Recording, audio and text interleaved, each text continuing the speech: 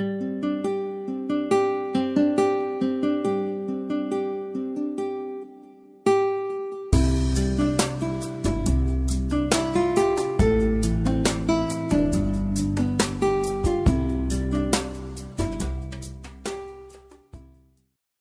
motivo de muita alegria estar aqui com todos os irmãos. Quero agradecer ao pastor Valdir por me convidar para trazer a mensagem do Senhor aqui para esta igreja. Quero também parabenizar os jovens, este grupo, o Conjunto Renascer. Quero parabenizar porque hoje jovens na presença de Deus é uma coisa muito rara. Os jovens, eles são muito atraídos pelo mundo, e quando eu falo mundo, eu não me refiro somente a uma pessoa estar lá fora, a uma pessoa estar fora da igreja. Tem muita gente dentro da igreja que está no mundo, Então, isto que é algo preocupante, e nós vamos falar um pouco sobre isto hoje e amanhã. Se os irmãos tiverem assim paciência para me ouvir nesses dias, eu creio que Deus irá realmente trazer algo maravilhoso para cada um de nós por causa do poder da sua palavra. Não pelo pregador, nada disto, porque nós, o mínimo que puder é o que temos que aparecer. Aliás, o zero que puder, que apareça somente o poder da palavra de Deus. Eu quero aproveitar que os irmãos estão em pé e pedir que você abra a sua Bíblia na carta de João, na primeira carta, capítulo 2, e eu quero ler com os irmãos do verso 12 ao 14. O apóstolo João escreveu esta carta, e ela é chamada de carta universal, ou carta geral, porque não é específica a uma igreja de uma cidade, mas sim a todas as igrejas de todos os lugares, de todas as épocas.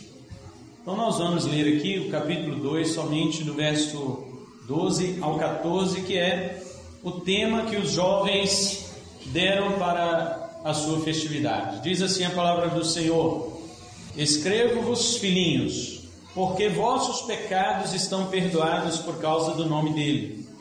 Escrevo-vos, pais, porque vós conhecestes aquele que é desde o princípio.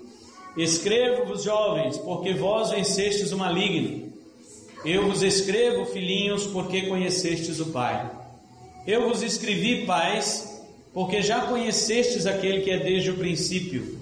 Eu vos escrevi, jovens, porque sois fortes e a palavra de Deus está em vós, e vós vencestes o maligno. Amém? Os irmãos podem sentar, nós já oramos pelo ministério da palavra, pelo efeito da palavra de Deus. Quero ressaltar aqui a minha satisfação em conhecer os demais pastores que estão aqui, e que Deus abençoe ricamente a vida de cada um, bem como a sua igreja, pastor Valdir e os demais pastores que aqui conheci no dia de hoje. Então hoje nós vamos falar sobre os níveis da caminhada cristã. Quando o apóstolo João escreveu esta mensagem, ou esta carta, ele escreveu para 3 classes de cristãos.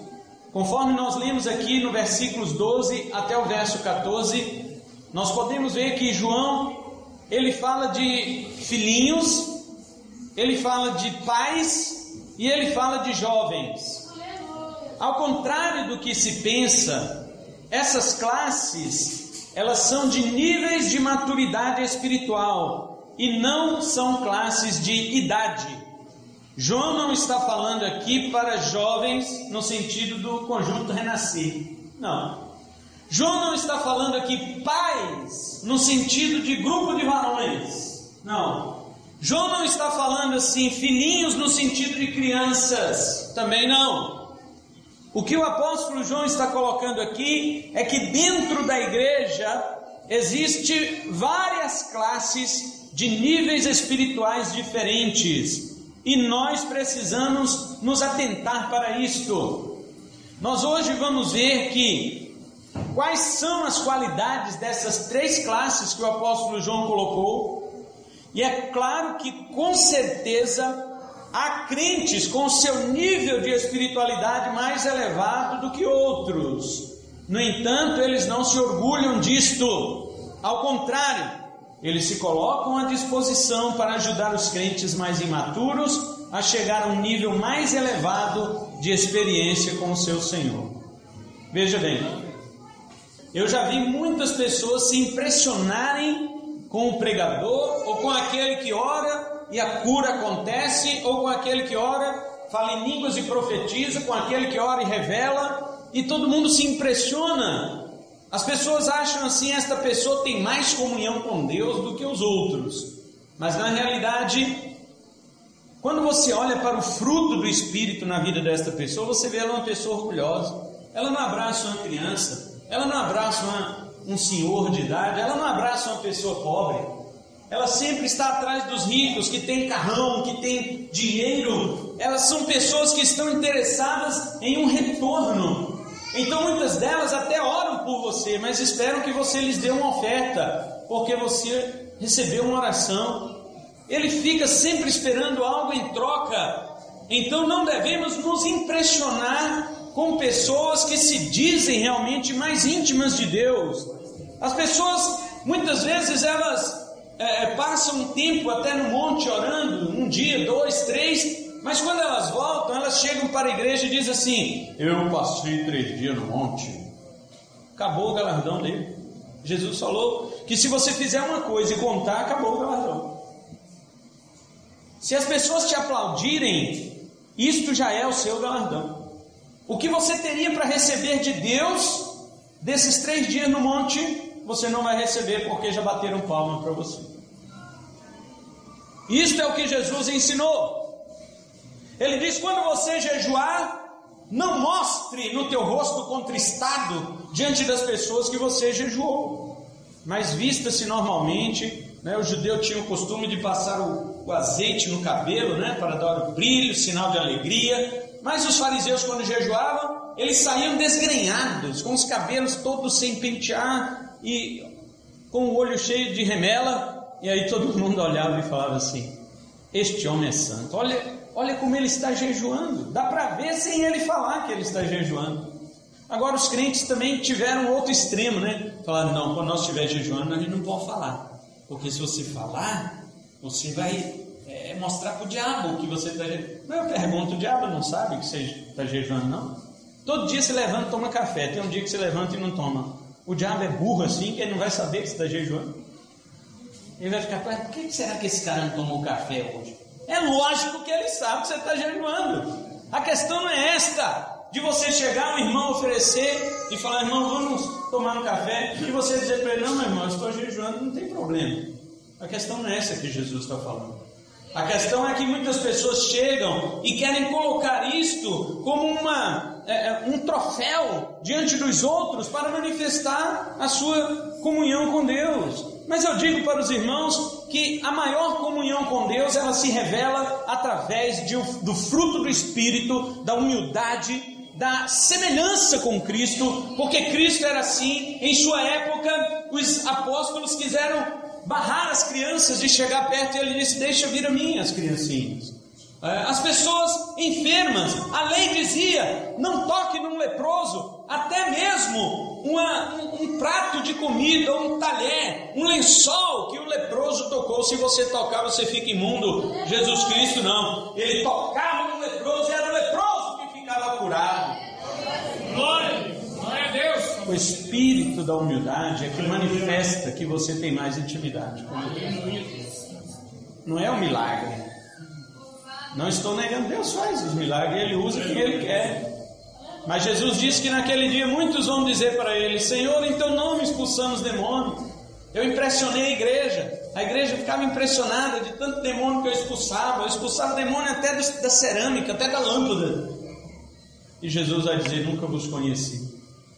Senhor, em Teu nome eu profetizei, eu adivinhei a vida de todo mundo, eu mostrei o que ia acontecer e as coisas aconteciam. Ele vai dizer: nunca vos conheci.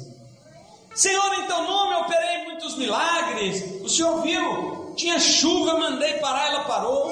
Estava sem chover, eu mandei chover e choveu. Eu fiz aparecer dinheiro na conta de fulano. apartai-vos de mim, que eu nunca vos conheci. O maior sinal de uma intimidade com Deus chama-se humildade. O maior sinal da comunhão com Deus chama-se fruto do Espírito. Os dons do Espírito distribui como Ele quer, diz a palavra. Pastor, então não tem crente mais espiritual que eu? Tem, claro que tem. Você acha que vão ser iguais? Os crentes, uns oram mais, outros nem oram. Você acha que vai ser igual? Não vai mesmo. Quem ora mais tem mais comunhão com Deus. Quem lê mais a Bíblia tem mais comunhão com Deus. Quem congrega mais tem mais comunhão com Deus. E assim por diante. Deus deixou os meios de graça para que nós participemos deles. E por causa deles tenhamos mais comunhão com Deus. Quem testemunha mais, quem evangeliza mais, né? Quem adora mais, quem louva mais, enfim. Quanto mais você participa dos meios de graça, mais comunhão com Deus você tem. Agora, quanto mais comunhão com Deus você tem, mais você também vai querer ajudar o seu irmão a chegar nesse nível de comunhão. Então, João coloca aqui 3 classes. Ele fala filhinhos, ele fala pais e ele fala jovens. E é isso que nós vamos ver aqui agora. Em primeiro lugar, os filhinhos. No verso 12, nós lemos que ele diz filhinhos, não é? Eu vos escrevo porque vossos pecados estão perdoados por causa do nome dele.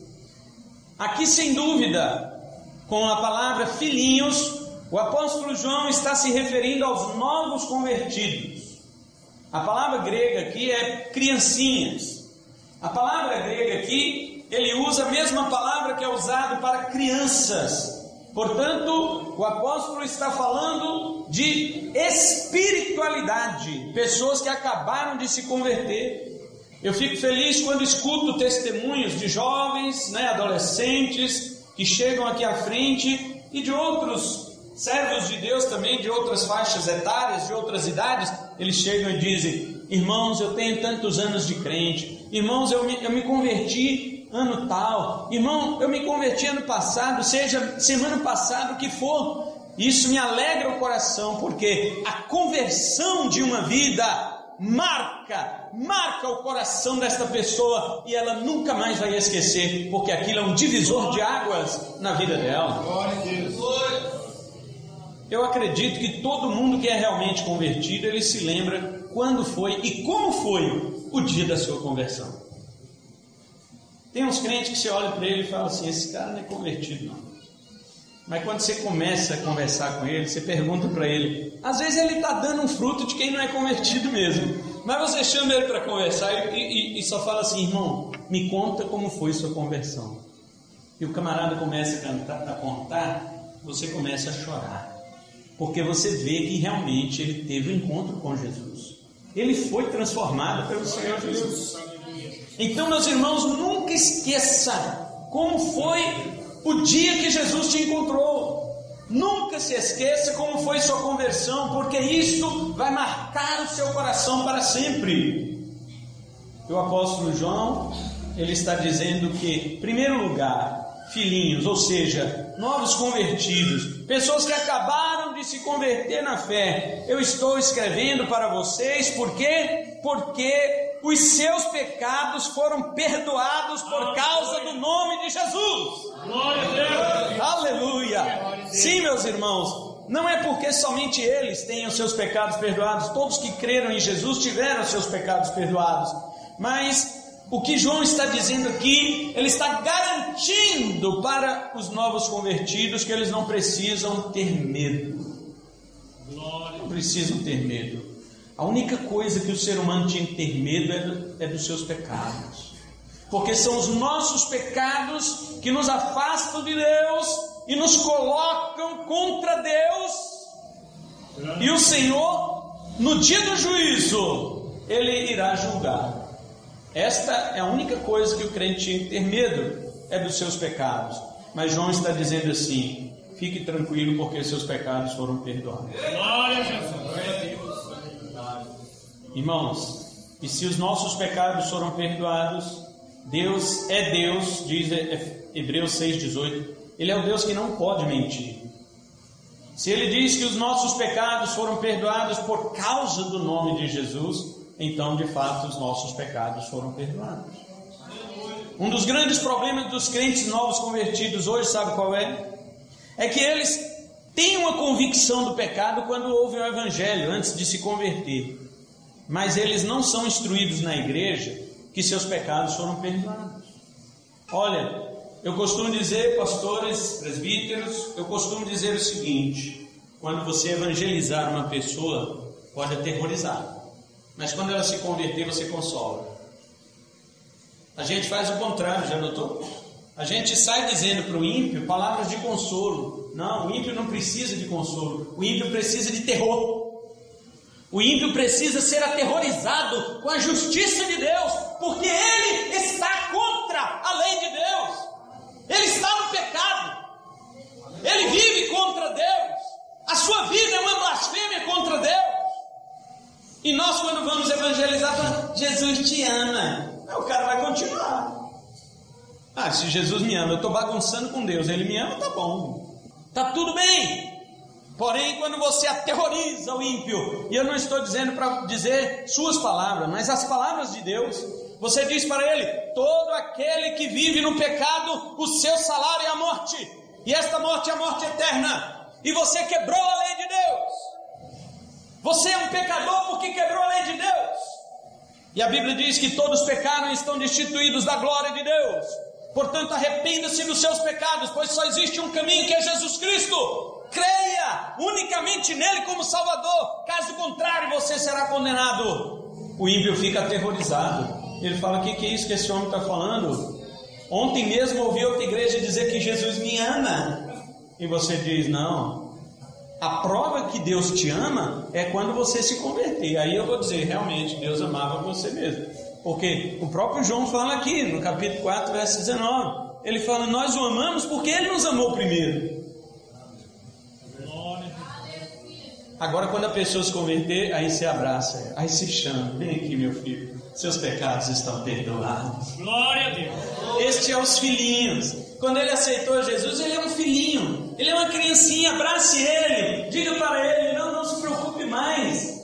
Se você se converteu de fato, você se arrependeu de seus pecados, creu em Cristo Jesus, todos os seus pecados foram cancelados, perdoados por causa do seu nome. Não é por causa de você, não é por causa de mim, mas por causa do seu próprio nome, para que a glória seja só de Deus. Meu Deus. E então eles se tornam crentes confortados, mas não acomodados. Eles começam a dizer assim: se meus pecados, que era a única coisa que me levaria à condenação, já está resolvido, então ele vai te perguntar: o que eu tenho que fazer no reino de Deus? Agora sim, é hora de trabalhar. Vamos trabalhar para o Senhor. Esquece seus pecados, meu irmão, esquece isso daí. Quando, O apóstolo João diz lá no início do capítulo, olha só, verso 1, ele fala assim: meus filhinhos, de novo, estas coisas vos escrevo para que não pequeis, mas se algum pecar, temos um advogado com o Pai, Jesus Cristo. Ele está consolando, ele está dizendo: os nossos pecados foram perdoados, viva para não pecar. Mas se pecar, vai lá, capítulo 1, verso 9, ele fala assim: se confessarmos nosso pecado, ele é fiel e justo para nos perdoar os pecados e nos purificar de toda injustiça. Vai lá confessar, vamos fazer como na oração do Senhor. Ele disse assim: perdoa as nossas ofensas como perdoamos a quem tem nos ofendido. Vai lá, confesse seus pecados, mas saiba que todos eles já estão perdoados. Aí o crente vai crescer saudável. Mas hoje o que tem acontecido é que você está vendo o contrário. Você está vendo ímpios tranquilos, porque nós falamos que Jesus os ama, não é isso? Todo mundo, eu já vi passando às vezes na rua, jovens vão evangelizar e colocam aquelas faixas escritas: Jesus te ama, posso fazer uma oração por você? Ele tem um plano glorioso na sua vida. Sei lá se ele tem. E se ele quiser te condenar, como é que eu vou saber? A única maneira que eu vou saber que ele te amou é se você se converter, meu amigo. Eu não conheço o pensamento de Deus, não sei para onde você vai para o céu, você vai para o inferno. Agora você está fora de Cristo, eu vou te apavorar. eu vou te apavorar. Eu vou mandar os jovens da nossa igreja, eu sei que eles têm coragem, fazer uma faixa escrita: Deus está irado com você. É assim. Eles vão sair na rua, ó, Deus está irado com você. O cara o sinal vai abrir, ele não vai nem andar. Ele vai falar: o que está acontecendo? O que eu fiz? Você quebrou a lei de Deus. Aí o cara vai dizer: mas como que você sabe? Vamos começar só pelos 10 mandamentos. Lá fala assim: não furtarás. Você já pegou algo escondido? Já. Não. Lá está dizendo assim: não dirás falso testemunho. Você já mentiu? Já. Então como é que você está falando que nunca pegou nada escondido? Como é que eu vou acreditar em você? Você já falou que já mentiu? Quem disse que você não está mentindo agora? Então por aí vai. Você está mostrando para ele que ele quebrou a lei de Deus. Fala: quem mente é o quê? É mentiroso. Então como é que eu vou acreditar em você?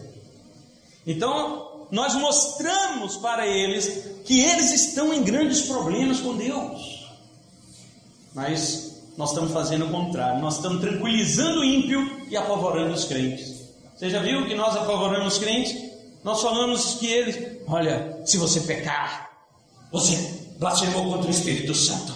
Se você pecar, Jesus vai voltar, você não vai subir. E aí o crente fica tudo apavorado. Mas o ímpio não. O ímpio a gente fala: Jesus te ama. Não está errado isso? João está dizendo: filhinhos, eu escrevo porque os seus pecados estão perdoados por causa do nome dele. Eis aqui a grande diferença. Se Jesus voltar, eu vou ficar para trás. Eu sonhei, pastor, essa noite que Jesus arrebatou a igreja, eu fiquei e não sei o que. Pastor aproveita, né? E já, sabe que sua vida está errada, você está todo em pecado, vai consertar, vai não sei o que. Nós apavoramos os filhinhos. E João está dizendo que não. Os filhinhos devem ser confortados, porque eles acabaram de se converter. Eles são novos convertidos. Eles precisam de alguém que ensine uma maior doutrina, o perdão dos pecados. Qual que é a maior doutrina, o maior ensino que um novo convertido precisa ouvir? Que seus pecados foram perdoados.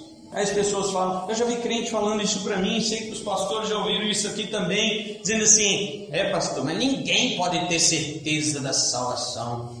Mas o próprio João aqui no capítulo 5, verso 13, ele fala assim: estas coisas escrevi a vós que credes em o nome do Filho de Deus, a fim de que saibais que tendes a vida eterna. Ele escreveu para que nós saibamos que temos a vida eterna. Agora você vira para João e diz assim: você escreveu, mas eu não sei se eu tenho a vida eterna. Então você não creu no nome do Filho de Deus. Porque todo aquele que crê no nome do Filho de Deus tem a vida eterna. E veja que o verbo ter não está no futuro, ele está no presente. João não está dizendo assim: você creu no nome de Jesus e terá. Não, a vida eterna. Ele diz: você tem. A vida eterna começa aqui agora. A vida eterna começa quando você crê no nome do Filho de Deus, que perdoa os seus pecados. Com isso não estou dizendo que um cristão tem que vou viver pecando então, porque meus pecados estão perdoados. Não. Algumas igrejas até têm ensinado isto, mas o próprio João descarta que esta pessoa tenha nascido de novo. Olha o que ele fala no 3, versos 6 e 8, olha: qualquer que permanece nele não vive pecando. Está vendo?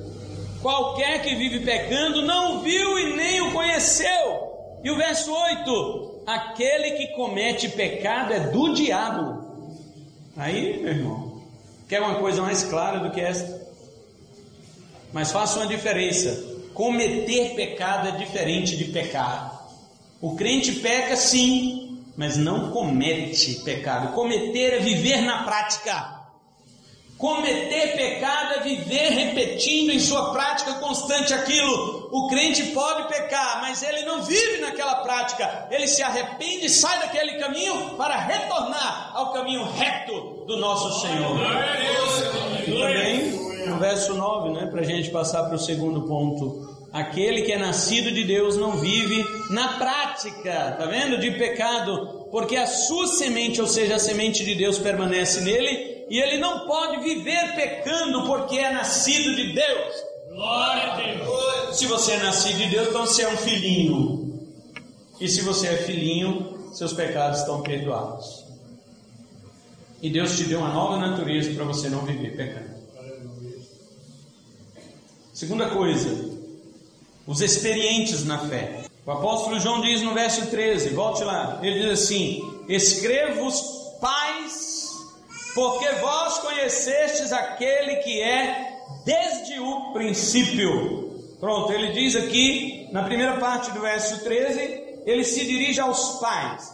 Agora, ele está falando de pessoas de caráter mais maduro. Os pais também são espirituais, assim como os filhinhos. Porém, ao contrário dos filhinhos, os pais representam a sua segurança na fé, representam a sua aptidão para o ensino, representam o seu conhecimento de Deus, a fim de passarem para os novos convertidos. Pais quer dizer crentes experientes. Veja que dentro da igreja tem todos os níveis de crente. Crente que chegaram agora, que são os filhinhos, mas também tem os crentes experientes que já estavam lá quando você chegou.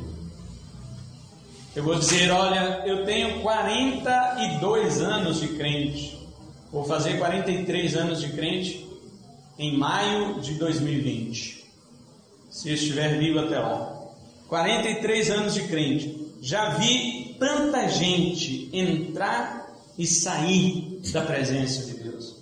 Já vi pastores deixarem de ser pastores, já vi pessoas que tiraram a sua própria vida, mesmo sendo crentes, tiraram a sua própria vida. Já vi pessoas que blasfemaram do Espírito Santo. Eu já vi pessoas de quase todo tipo que você imaginar nesta minha caminhada cristã, porque as pessoas, elas são assim, elas vêm e voltam. Elas vão para o reino de Deus e voltam para o mundo. São pessoas inconstantes, são pessoas que não perseveram, são pessoas que jamais podem adquirir o título de pais, porque estas pessoas não suportam as provações. Elas não adquirem experiência com Deus, porque são incapazes de entender os propósitos de Deus com as provações. Elas dizem o seguinte: quando eu estava no mundo era até melhor, porque eu não sofria isto. Agora que eu estou na igreja, as coisas ruins começaram a acontecer comigo. E então ela própria já tira essa conclusão. O próprio inimigo já põe na mente dela: não compensa servir a Deus.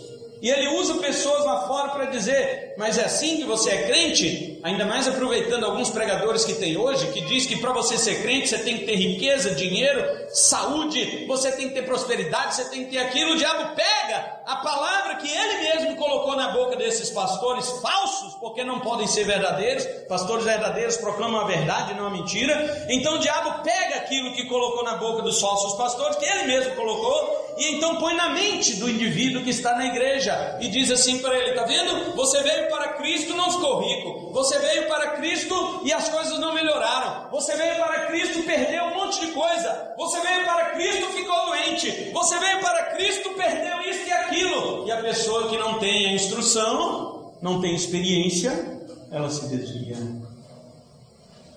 Ela diz assim: peraí, ou eu estou na igreja errada, ou então lá no mundo era melhor. E às vezes essas pessoas encontram essas igrejas do tipo que eu falei, e eles vão para lá, e depois ainda viram para você e dizem: agora sim, né? Como diz amigo seu lá, né? Um amigo dele, o presbítero Alex, falou isso para ele: agora sim eu estou no lugar certo, porque Deus está me prosperando. Eu estava no lugar errado.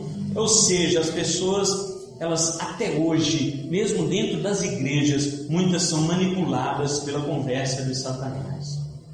Não podem ser experientes, nunca podem ser chamadas de pais. Essas pessoas não têm o que ensinar aos filhinhos, aos novos, aos que estão chegando agora. O que elas vão ensinar, se elas mesmas não têm experiência com Deus?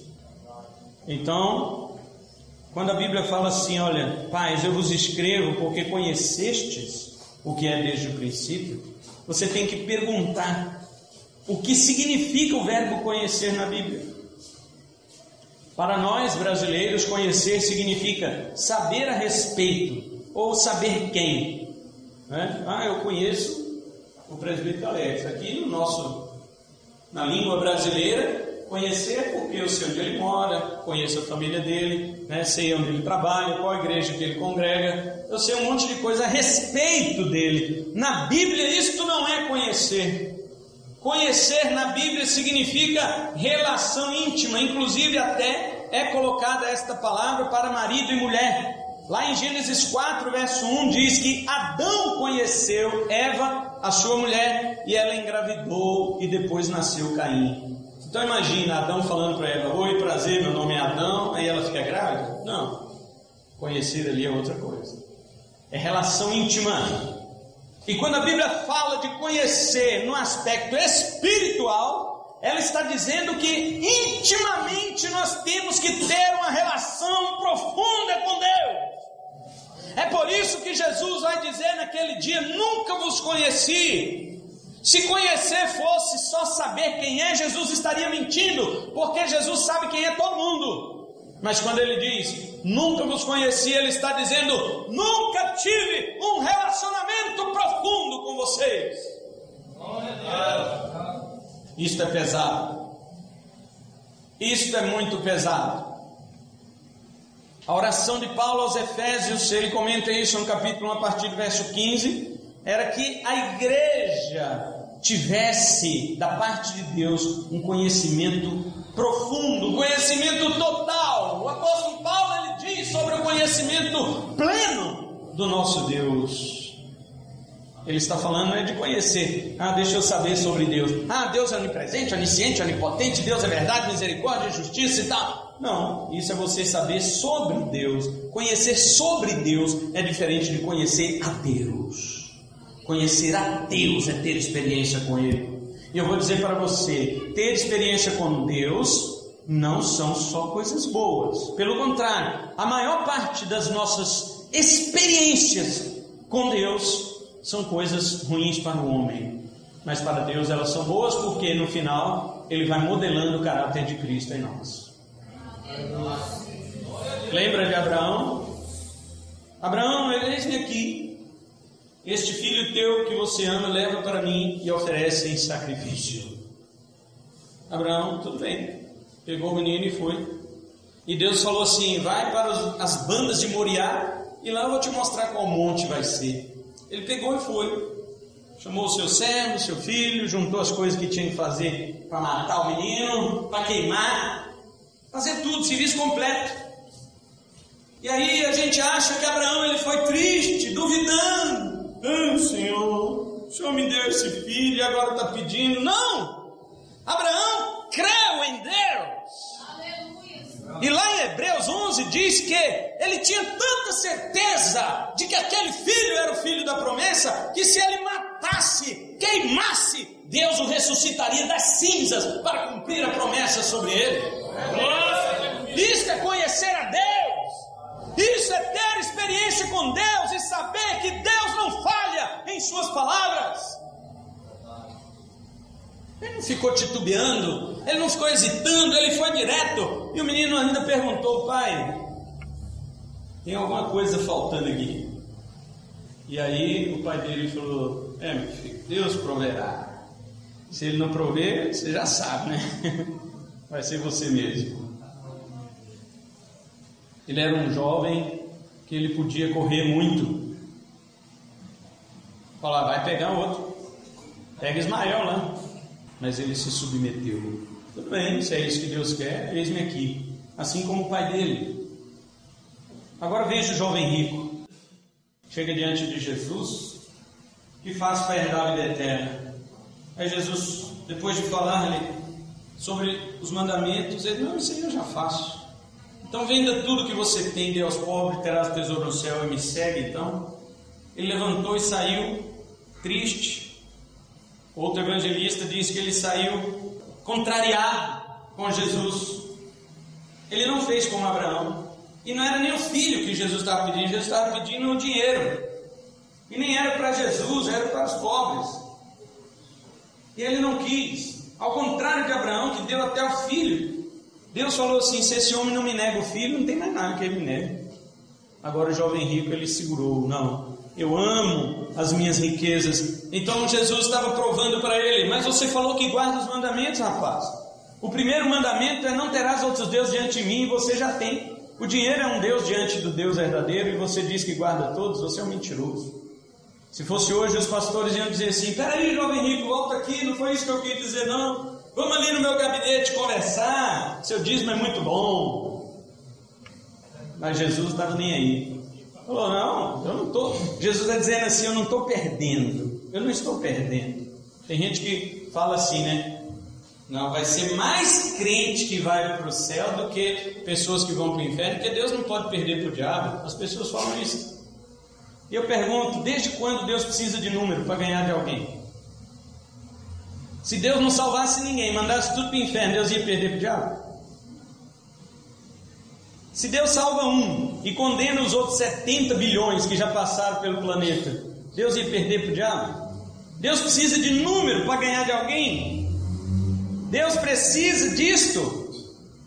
Outra coisa, as pessoas acham que inferno e céu é uma disputa entre Deus e o diabo. O céu é de Deus, o inferno é do diabo. Não, os dois são de Deus. Não foi o diabo que preparou o inferno, foi Deus. Jesus falou preparado para o diabo e seus anjos, ou seja, o próprio diabo vai sofrer lá com seus anjos. O inferno é de Deus tanto quanto o céu. No céu Deus colocará seu amor em evidência, no inferno Ele colocará sua justiça em evidência. Então não é Deus que está perdendo, Deus está ganhando dos dois jeitos. Eu não consigo entender, mas isso é fruto de uma mente que acha que igreja boa é igreja grande, com número de membros. Nós já acostumamos com esse negócio de número. Rico é quem tem maior cifra, igreja boa é quem tem maiores membros. Empresas boas são as que mais rendem no seu capital. Nós somos assim. Nós já temos a nossa mente totalmente cauterizada sobre isto, e então confundimos quando a Bíblia diz sobre conhecer a Deus. Conhecer a Deus não é saber quem Ele é. Conhecer a Deus é ter intimidade com Ele. Por isso que uma pessoa que tem mandamento, que teme aos mandamentos de Deus, olha o verso 4 do capítulo 2 mesmo, ele diz assim: aquele que diz eu o conheço e não guarda os seus mandamentos é mentiroso, e a verdade não está nele. Ou seja, para o apóstolo João, conhecer a Deus é guardar a sua palavra. Se você não guarda a palavra de Deus, você não pode dizer eu conheço a Deus. Então seria bom se os pais na igreja, pudessem ter maturidade, experiência, bom siso, que eles pudessem transmitir aos jovens e aos filhinhos, que pudessem estas pessoas sentar-se a seus pés para ouvir e aprender das suas experiências com Deus. Era algo que eu muito gostava quando era criança. Sempre tive problema da insônia, de dormir muito tarde, sempre desde a minha infância. Mas eu gostava às vezes disto, porque quando os pastores e obreiros se reuniam para orar, eu estava sempre entre eles. As outras crianças já estavam apagadas, na quinta dimensão. E eu estava aceso ainda e ouvindo as experiências daqueles pastores, ouvindo o que eles falavam. Eu queria aprender mais sobre Deus. Eles iam orar, eu ia junto. Eles iam para as vigílias, eu estava. Era o que eu queria. Eu queria saber mais sobre Deus. Mas eu tinha que me assentar aos pés dos pais, aos pés dos experientes. Hoje os crentes são rebeldes. Eles falam assim: eu não preciso de pastor. Eu não preciso de pastor. Meu pastor é Jesus, acabou. Meu amigo, se Jesus colocou pastores, Efésios 4:11 diz, e Ele deu uns para pastores. Se Ele colocou pastores na igreja, você não respeita o que Ele colocou, você vai respeitar Ele? É a maior contradição que eu ouço dos crentes. Eles dizem, eu não respeito o pastor porque meu pastor é Jesus. Então você não respeita Jesus porque Jesus é pastor. Glória a Deus! Não dá para entender? Então, finalmente, eu quero agora falar sobre os jovens, que ele diz aqui no verso, final do verso 13. Escrevo os jovens, porque vós vencestes o maligno. E ele vai dizer isso também no verso 14, no final. Eu vos escrevi, jovens, porque sois fortes e a palavra de Deus está em vós, e já venceste o maligno. Ou seja, ele juntou mais duas coisas aqui, ficou três coisas para os jovens. Sois fortes, primeiro. Segundo, a palavra de Deus está em vós. E terceiro, vocês já venceram o maligno. Vamos finalizar com esta parte então. Preste atenção. Jovens aqui não são o grupo Renascer. Jovem que João está dizendo aqui não são os meninos de 15 a 20 anos. Não é isso. Jovens aqui são espiritualmente os crentes vigorosos, os crentes fortes, os crentes que estão à disposição do pastor. O pastor chama, vamos trabalhar, vamos. Ele vem para a igreja, tem construção para fazer, ele está lá fazendo. Vem 5 horas da manhã, olha, e ele vai, ele não tem tempo ruim. Os jovens que João está dizendo são estes, são os crentes vigorosos, são os crentes fortes, saudáveis. Eles não medem esforços para estar no reino de Deus. As pessoas dizem para mim: pastor, como é que você prega, toca, canta, não sei o quê? Porque eu fazia tudo quando eu era pequeno. Quando eu era jovem, quando eu era adolescente, eu estava em tudo na igreja. Era culto de oração, eu ia orar. Era culto de louvor, eu ia tocar. Era culto disso, de evangelismo, eu ia evangelizar. Era qualquer coisa que tivesse. Era limpar a igreja, eu estava com vassoura. Não tinha essa de tempo ruim. É por isso que muitas coisas foram concedidas a mim, e isto não para a minha glória, porque quanto mais é dado, mais é exigido. É a glória de Deus. A responsabilidade ficou sobre minhas costas, e ai de mim se eu fizer algo errado com isto que Deus me deu. Por isso que não toco para o mundo. Pessoas hoje estão dizendo: não tem nada a ver você tocar uma musiquinha lá. Aliás, já tem ministros de louvor dentro de igreja que tocam uma semana na igreja e outra no bar. Quem me deu foi Deus, eu devolvo para Ele. Então as pessoas ficam assim: meu Deus, como que pode, né, uma pessoa descobrir seus dons? Tem crente que fala: eu não sei para que Deus me chamou, mas ele não participa de nada. Na oração ele não está, nos estudos bíblicos ele não está, nos cultos ele não está, no evangelismo ele não está, ele não está em lugar nenhum. Como é que ele vai descobrir o que Deus chamou ele para fazer? Daqui a pouco ele vai estar achando que Deus chamou para fazer nada. Mas isso não existe. Não existe ninguém que Deus não tenha chamado para fazer alguma coisa. Todos têm pelo menos um talento, pelo menos um. Agora eu digo para os jovens: vocês são fortes, então participe de tudo. Participe de tudo.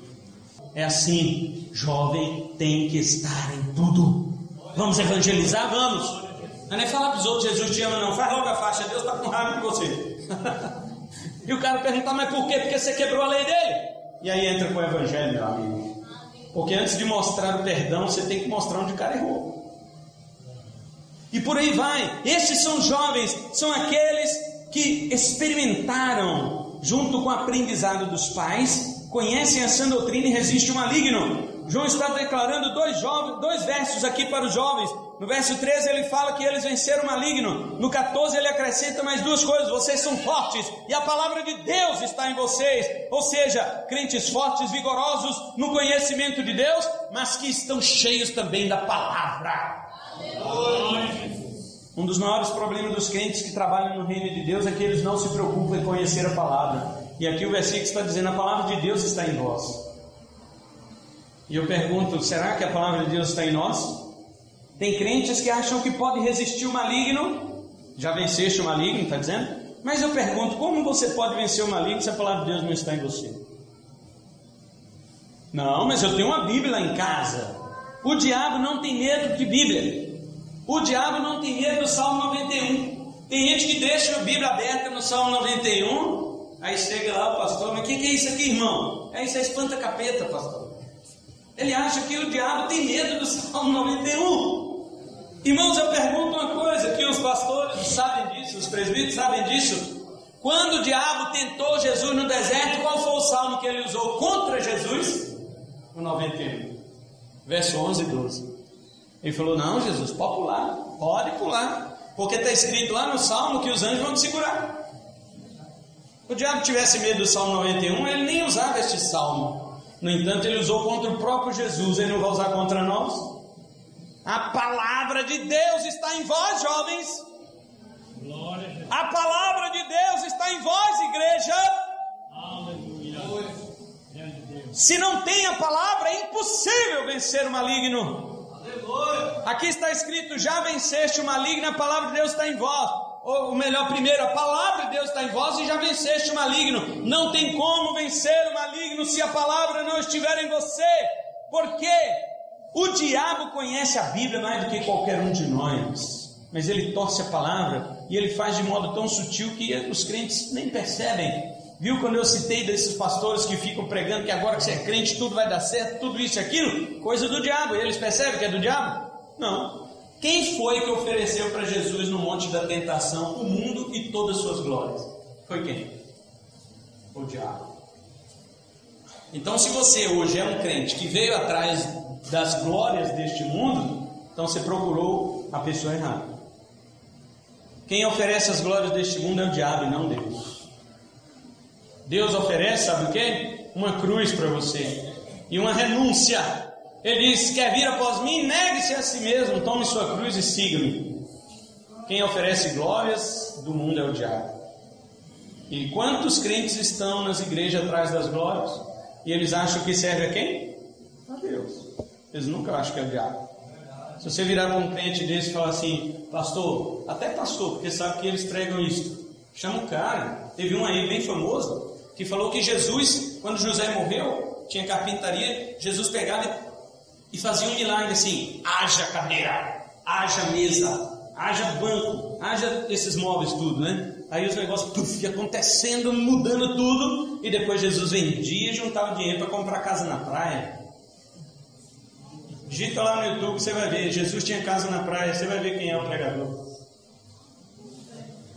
E o cara dizia isto, imagina, Jesus usando os seus poderes divinos em benefício próprio, sendo que Paulo diz em Filipenses 2, versos 6 em diante, ele fala: o qual, né, Jesus, subsistindo em forma de Deus, nunca julgou por usurpação ser igual a Deus, antes a si mesmo se esvaziou, assumindo a forma de servo, tornando-se semelhante aos homens, e tendo sido reconhecido em figura humana, a si mesmo se humilhou, tornando-se obediente até a morte, morte de cruz. Este foi o nosso Senhor, não um criador miraculoso de móveis para vender nas praças da sua cidade e depois comprar uma casa na praia. Quem é que põe isso na boca desses pastores, irmãos? É Deus? Não é. Fala com esses pastores que eles estão pregando a falsa doutrina para você ver. Ele vai dizer para você: quem é você? Quem é você? Eu sou famoso, eu sou conhecido, eu sou isso, eu sou aquilo. Um se intitula um apóstolo, eu sou apóstolo. Você é o quê? Quem é você para falar de mim? E então nós ficamos achando que estas coisas são de Deus. Sem a palavra você não vence o maligno. Aliás, o maligno te vence se você acha que está sendo usado por Deus. Então eu quero dizer isto: todo joio parece trigo, nem sempre eles são reconhecidos. Spurgeon, grande pregador de Londres do século XVIII, conhecido como o príncipe dos pregadores, ele dizia o seguinte: o desafio não é distinguir o certo do errado, isso é fácil. O desafio é distinguir o certo do quase certo. Este é o desafio. Porque tem coisas que são quase certas, elas não são certas. E a gente vai aceitando. Quando você aceita um monte de coisa quase certa, no final você está cheio de coisa errada.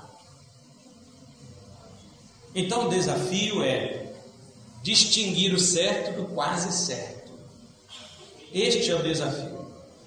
Alguém disse bem assim para mim: não, pastor, mas eles, falando de uma seita, né, que tem aí fora, eles também falam um monte de coisa certa, assim como outras religiões falam um monte de coisa certa. A gente tem que pegar estas coisas e ficar nisto. Já viu aquele ditado que diz: aquilo que nos une é maior do que o que nos separa? Pois é por causa disto que o evangelho, não o evangelho verdadeiro, mas o evangelho de hoje em dia ficou manco. Ele fica precisando de muleta, porque ele pega um pouquinho daqui, um pouquinho da outra seita ali, um pouquinho da heresia de lá, um pouquinho disso daqui, vai juntando e vira isso que nós estamos ouvindo. Por exemplo, esse evangelho da confissão positiva, vocês acham que vieram de quê?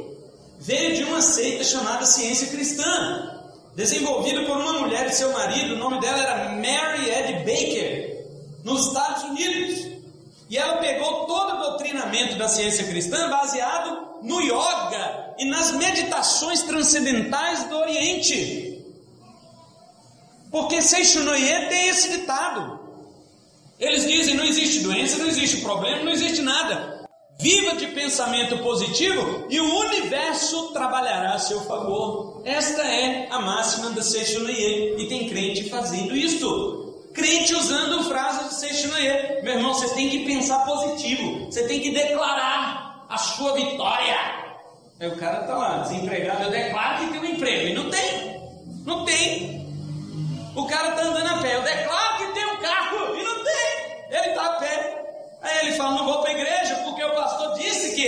ele declarasse viria a acontecer, mas não aconteceu por quê?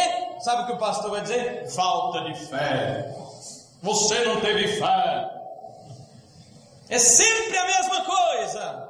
E eu digo para você, isso é seixonoye com roupa de cristianismo. Isso é ciência cristã, que de ciência não tem nada, de cristão também não.